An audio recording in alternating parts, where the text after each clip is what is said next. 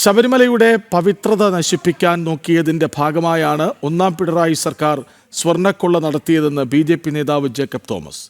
കളവ് പോയ സ്വർണം പൂർണ്ണമായും തിരിച്ചെടുക്കണം.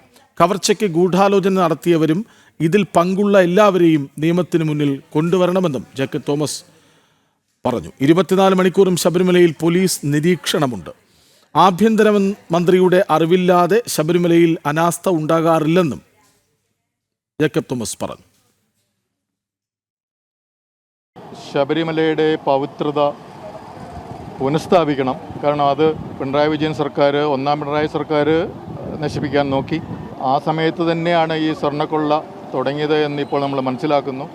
അപ്പോൾ തീർച്ചയായിട്ടും ആ പവിത്രത പുനഃസ്ഥാപിക്കണം. അത് ആദ്യത്തെ ഒരു ആവശ്യം. ഇത്ര പവിത്രമായ സ്ഥലത്തുനിന്ന് പോയ കളവ് സ്വർണത്തിൻ്റെ വില മാത്രമല്ലല്ലോ, വളരെ അമൂല്യമാണത്. അത് എല്ലാം പൂർണ്ണമായിട്ട് തിരിച്ചെടുക്കേണ്ടതുണ്ട്. അത് രണ്ടാമത്തെ ആവശ്യം. മൂന്നാമത് ഈ കളവിന് നേതൃത്വം നൽകിയ, അതിനുവേണ്ടി ഗൂഢാലോചന നടത്തിയ എല്ലാവരെയും, അവരെത്ര ഉന്നതരായാലും അവരെ തീർച്ചയായിട്ടും നിയമത്തിൻ്റെ മുമ്പിൽ കൊണ്ടുവന്ന് അവർക്ക് സാധ്യമായ എല്ലാവിധ ശിക്ഷയും, നിയമത്തിനുള്ളിലുള്ള ശിക്ഷ വാങ്ങിച്ചു കൊടുക്കണം.